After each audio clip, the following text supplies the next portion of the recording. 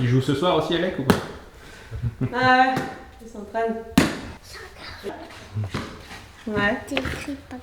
Oui, t'as écrit Nora et papa. Ah, papa. Pour lui souhaiter bonne chance. Bonne chance, papa. Bah, je pars dans 5 minutes. Non. Tu penses qu'on va gagner ce soir? Ouais. Oui. Allez, bisous. Bisous. Un bisou. Un vrai bisou, ouais. Dernier bisou d'avant-match. À Paris, à la maison. Allez, let's go.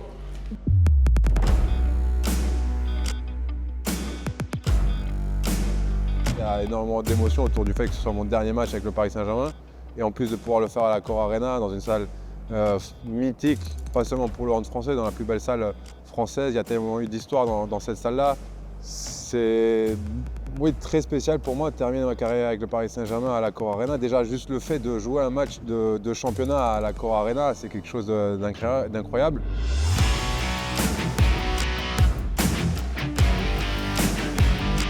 Ça fait 9 ans, le temps est passé très vite, mais j'ai l'impression que c'était hier, le moment où je me suis décidé à signer pour le Paris Saint-Germain. Juste avant le Mondial 2015, j'avais été contacté par le Paris Saint-Germain. Et donc j'ai eu en gros 4 mois pour me décider est-ce que je prolongeais à Barcelone ou est-ce que je signais au Paris Saint-Germain. Et c'est vrai que ça a été un moment pas difficile, mais une décision assez compliquée parce que je savais que ça allait changer la fin de ma carrière. Je savais que là où je décidais d'aller, ce serait mon dernier club. Je sentais vraiment cette ambition qu'avait le club, cette volonté de mettre le handball aussi en avant en France et de faire progresser le hand français, le hand mondial. Donc pour moi, cette initiative m'a vraiment touché. J'avais vraiment envie d'accompagner ce mouvement-là.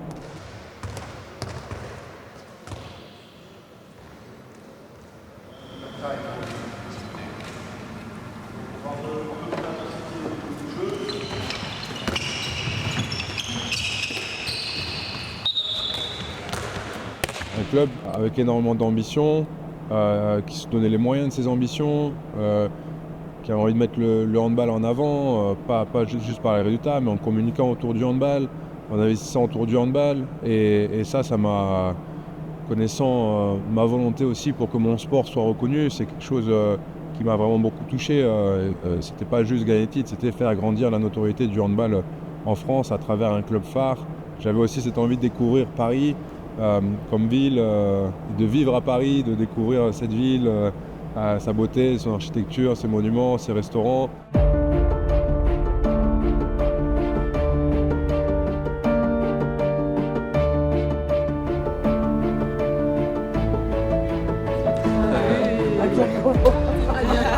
Gros bisous à tonton.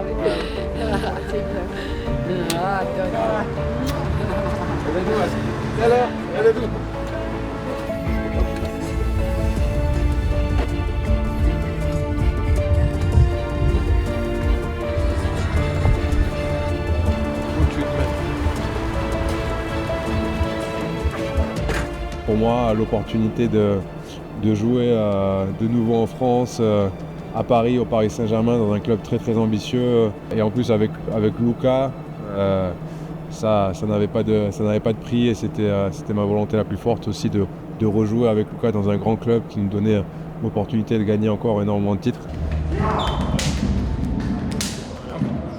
On a joué ensemble à Montpellier, à Aix, après moi je suis parti à Barcelone, et voilà, d'avoir cette opportunité-là, de pouvoir rejouer tous les deux ensemble dans un grand club comme le Paris Saint-Germain, pour nous ça a été une opportunité incroyable. Surtout quand on connaît lui, son parcours, où il a commencé très jeune avec le hand, mais après il a bifurqué très vite au tennis, où il était numéro 1 français à 11-12 ans, champion de France, et il revient au hand à 19 ans, et il signe pro au bout d'un an. Donc, parcours incroyable, vraiment. Moi je pensais pas jouer avec lui, je pensais là aujourd'hui être à Roland Garros et aller le soutenir, quoi. C'était ça mon rêve.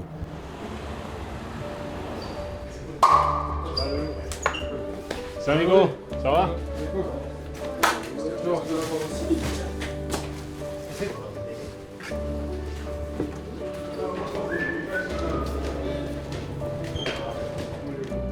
Aussi l'opportunité peut-être que Noka vienne nous entraîner.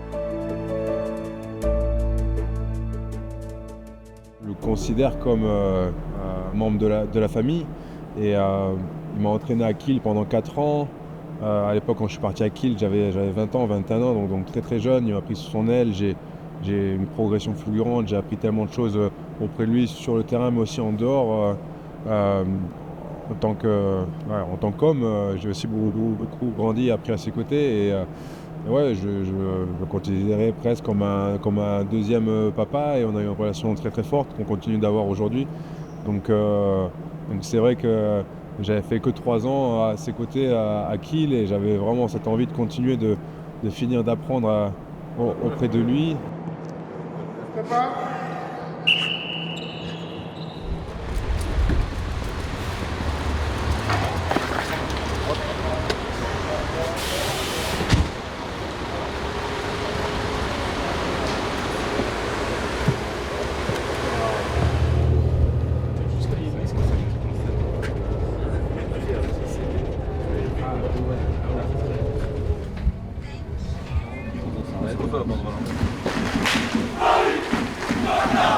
Les gars.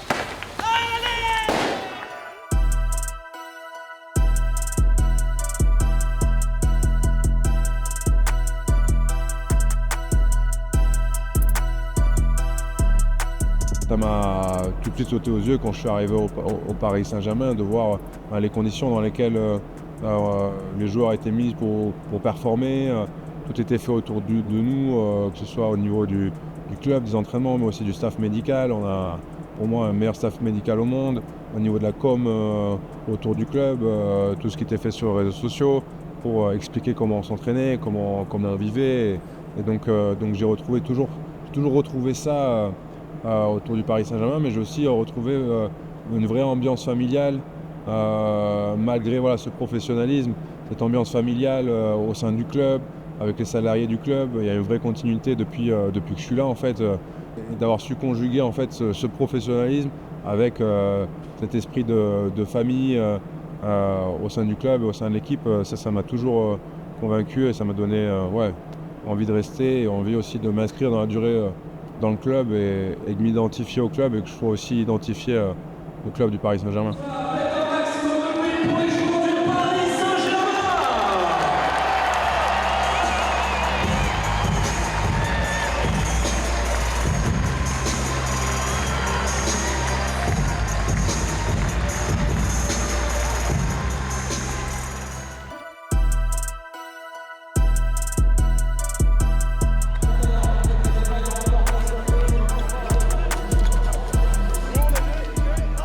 Au PSG, il y avait déjà Titi au meilleur, avec qui j'avais déjà joué à Montpellier et à Kiel, en équipe de France bien sûr, où on a tout gagné ensemble, et on a une relation très spéciale sur le terrain et en dehors. Daniel Narcisse, avec qui j'avais joué en équipe de France, c'est pareil, tout gagné, mais jamais en club. Luc aussi à Ballot, avec qui j'avais jamais joué en club, alors qu'on est de la même génération, on a tout vécu ensemble en équipe de France. Donc de pouvoir jouer avec eux sur le terrain, en club, ça c'est encore quelque chose de différent. Et de pouvoir après amener tout ce qu'on apprenait en club en équipe de France. Et je pense que ça a été aussi une période très importante aussi pour l'équipe de France. Pouvoir jouer avec Mikkel Hansen aussi, contre qui je jouais. À chaque fois c'était des grandes batailles, là de pouvoir être avec lui sur le terrain. Donc oui, il y avait aussi tout ça. Tout seul, Nicolas Karabatic face à Karabatic, le coup de fou. Mikkel Hansen avec Karabatic qui va venir tout enfoncer. Elle a été élu 3 fois, moi aussi, donc avec un joueur contre qui normalement je jouais, et à chaque fois c'était des finales, des grands matchs, on était opposés l'un à l'autre, et moi quand je regardais ces matchs, je me disais waouh, c'est incroyable ce qu'il fait, et j'aimerais être avec lui sur le terrain, au match, à l'entraînement. Ce serait trop bien de l'avoir dans l'équipe avec moi, ce serait tellement facile du coup. Donc oui, il y avait ça aussi, un peu cette fascination et cette envie de jouer avec les meilleurs. Et je pense que évoluer avec des grands joueurs, c'est le rêve de tout joueur, de jouer dans les meilleures équipes avec les meilleurs joueurs au monde, et de jouer dans l'équipe avec les joueurs contre qui tu joues avec l'équipe nationale, que tu regardes dans les autres clubs, que tu trouves super bons. Donc ça, c'est quelque chose, en tout cas pour moi, qui m'a toujours fait rêver. Et ça a été un privilège de jouer avec tant de grands joueurs et internationaux au Paris Saint-Germain.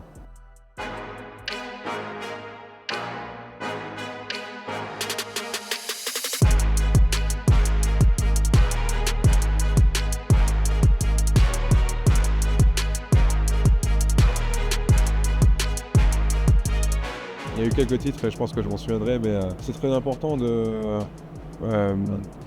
réussir année après année à se remettre en question, à toujours rester au top et avec le Paris Saint-Germain à essayer de gagner le titre de champion chaque année. C'est le titre national le plus important et c'est celui qui compte le plus pour moi.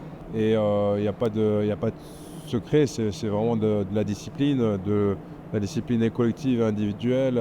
Savoir que après chaque match, il y a une remise en question, il faut repartir toujours à zéro, être exigeant envers soi-même, jamais se penser meilleur que les autres. Et on sait que les saisons sont très longues et qu'aller chercher les titres, c'est difficile, surtout que maintenant le championnat de France est devenu vraiment très relevé avec des clubs hyper compétitifs, que ce soit Nantes, Montpellier, Aix, Nîmes contre qui on a perdu, Saint-Raph, voilà, il y a énormément de qualité à tous les niveaux, donc c'est un vrai exploit. Numéro 44, Nicolas Karabatic.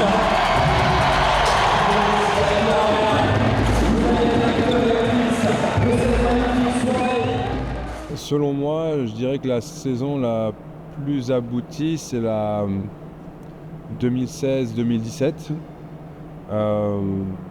Parce que c'est une saison très compliquée, parce que c'est une saison qui suit les JO.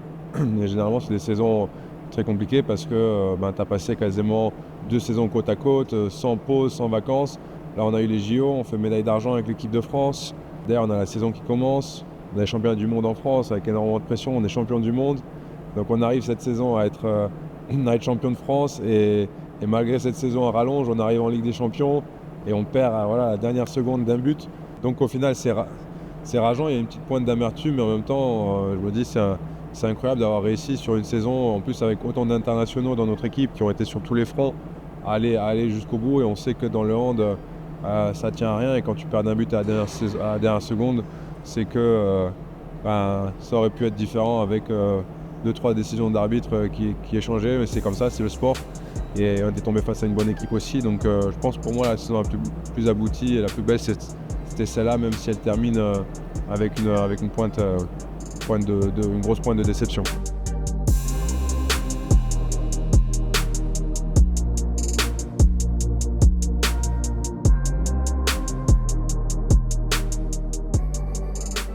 Bien sûr, c'est un regret de ne pas avoir réussi à gagner la Ligue des Champions avec le club. Et quand j'ai signé au club, Jean-Claude, le président, je lui ai dit pas de garantir qu'on gagne la Ligue des Champions, mais ce qui est sûr, c'est qu'on arrivera au Final Four et qu'on aura l'opportunité de la gagner. Et c'est vrai qu'on l'a eu cette opportunité et on est arrivé plusieurs fois au Final Four.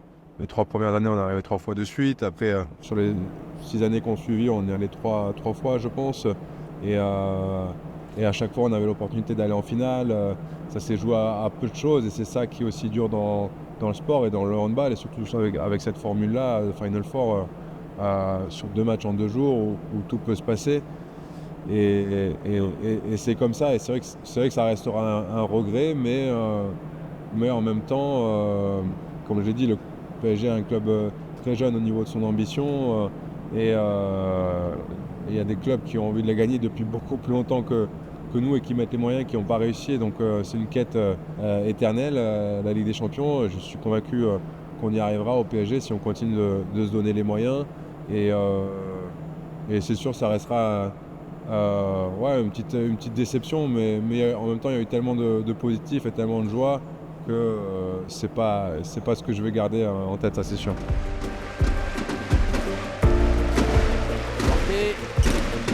Participation et bonne lecture.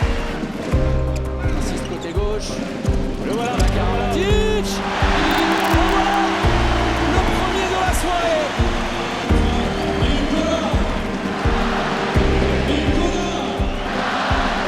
Je me suis blessé au genou, ligament croisé. C'est vrai que dans le sport, on dit que c'est grave, mais c'est grave par rapport au temps de rééducation.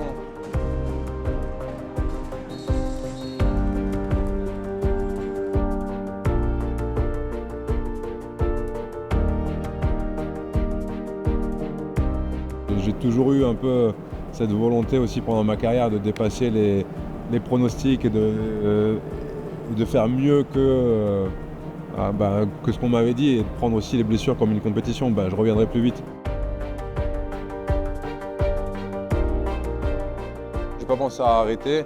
Oui, ça te traverse la tête et l'esprit, mais à ce moment-là, non, pour moi c'était clair, c'était juste un challenge de plus et que c'était un obstacle à surmonter devant moi.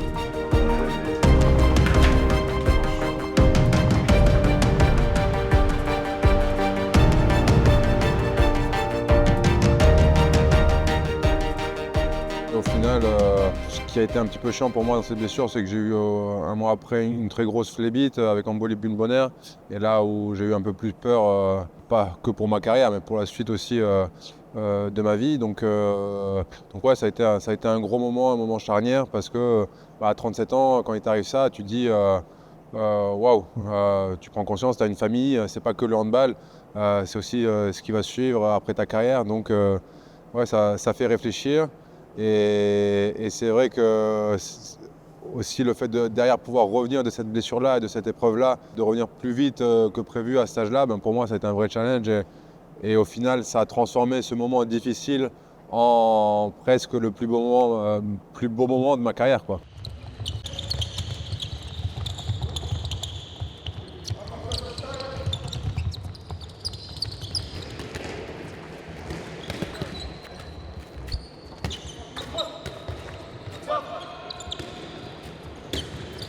Mon rôle a changé parce que par rapport au début à Paris où je jouais 60 minutes par match et où du coup chaque défaite était beaucoup plus dure parce que je me sentais investi cette mission-là. Et c'est sûr que quand tu joues un petit peu moins, tu prends un peu moins à cœur les résultats et ton rôle change un peu aussi. Tu essaies d'être aussi plus présent en dehors des matchs pour tes coéquipiers, d'être en soutien aussi psychologiquement. Donc ouais, mon rôle a un peu changé à ce niveau-là, sur l'approche et sur tout ce qu'il y a autour du handball. Mais après, une fois que j'étais sur le terrain, mon rôle a toujours été le même, c'est-à-dire d'être le meilleur possible pour l'équipe pour faire gagner les matchs. Elohim Prandi avec Nikola Karabatic, le ballon pour Luka, son frère. Les derniers instants vécus en club pour les deux.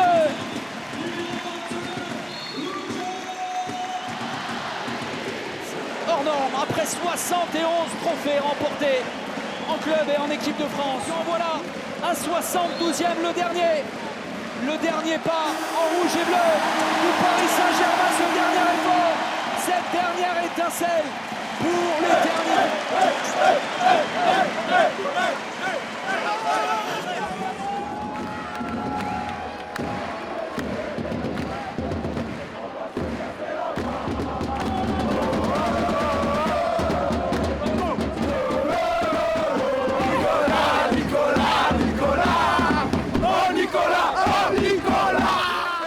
Je pense faire des bilans, ça prendrait trop d'heures.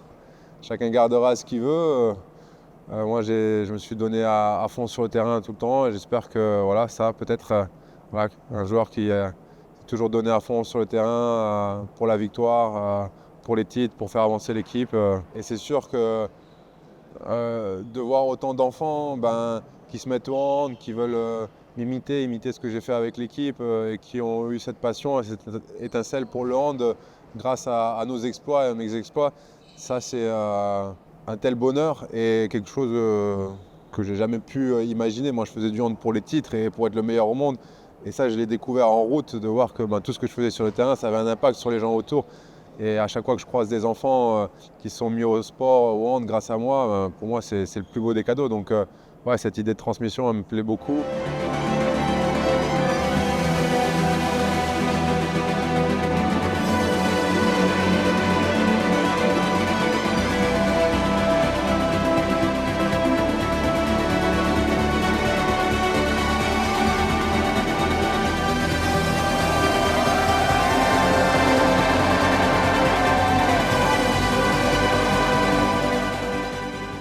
Le seul bilan que je fais, c'est que je suis le plus heureux au monde d'avoir joué 9 ans au Paris Saint-Germain. Maintenant, j'ai mes 2 enfants aussi qui sont nés à Paris, donc on a une vraie histoire avec Paris et je me sens vraiment parisien. Et en plus, avec Luka, on s'est estimé très, très chanceux, très reconnaissant aussi. C'est pour ça que pour nous, le Paris Saint-Germain est un club vraiment qui a une place importante dans notre cœur parce qu'il nous a permis de rejouer ensemble, de continuer de vivre cette aventure du handball ensemble sur le terrain, à gagner des titres, à courir après les matchs, après les victoires. Et ça, c'était très important pour nous, de pouvoir jouer ensemble dans la même équipe en coopération. Et ouais, on est très heureux et on est très chanceux d'avoir eu le Paris Saint-Germain pour nous réunir et pour nous donner cette opportunité-là.